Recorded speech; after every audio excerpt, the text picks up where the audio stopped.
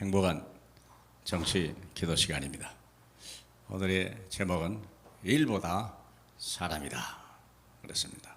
하나님 말씀은 요한복음 3장 14절부터 보면 하늘에서 내려온 자 인자 외에는 하늘에 올라간 자가 없느니라.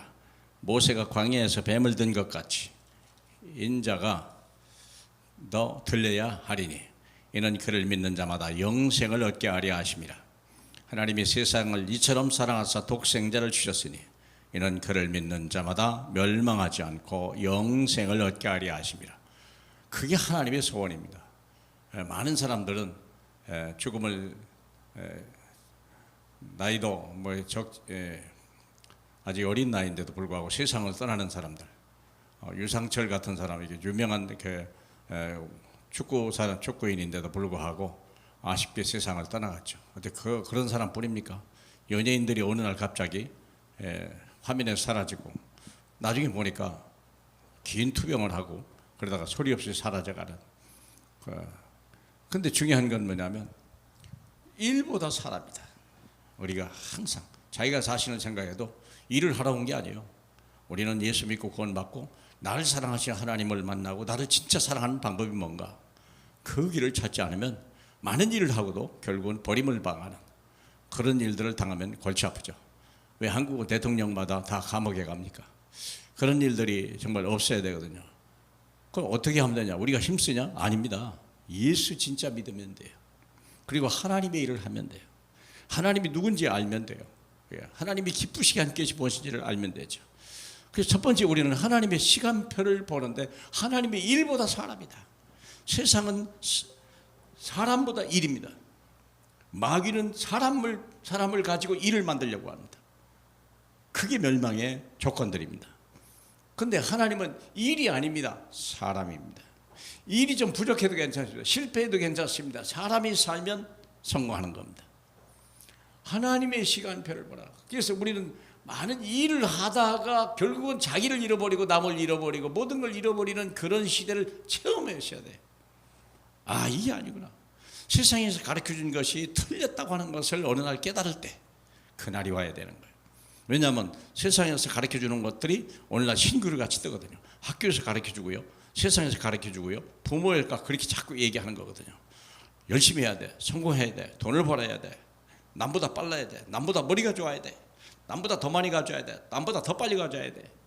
이런 세상을 가지고 있으니 사람 중심이 아니라 일 중심이야. 그렇죠? 뭘 소유입니까? 아니면 존재입니까? 에릭 프롬이 말한 대로 여러분의 삶의 방법은 뭡니까? 소유입니까? 존재입니까? 그러면 하나님은 소유에서 존재로 옮기는 시간표를 주는 거예요. 그게 거듭나며, 오늘 본문에도 니고데모라고 하는 관원이거든, 성공한 사람이거든요. 이 사람은 유대인의 학자요, 지도자요, 정치인이요, 부자요, 모든 걸 다 가졌는데 채워지지 않는 게 있어요. 그때 주님이 찾아온 것이고, 육은 육이요 영은 영이니라. 그걸 분리해서 가르쳐 주죠. 시간표가 있습니다. 그래서 하나님은 사람을 사랑하신다는 걸 알아야 돼. 자꾸 사랑이 부족하니까 사람이 사람을 의지했다가 상처받기 시작하고 결국 배반하고, 다 우리가 부부가 다 그런 거 아닙니까? 정말 사랑했는데 배반하고 이용하고.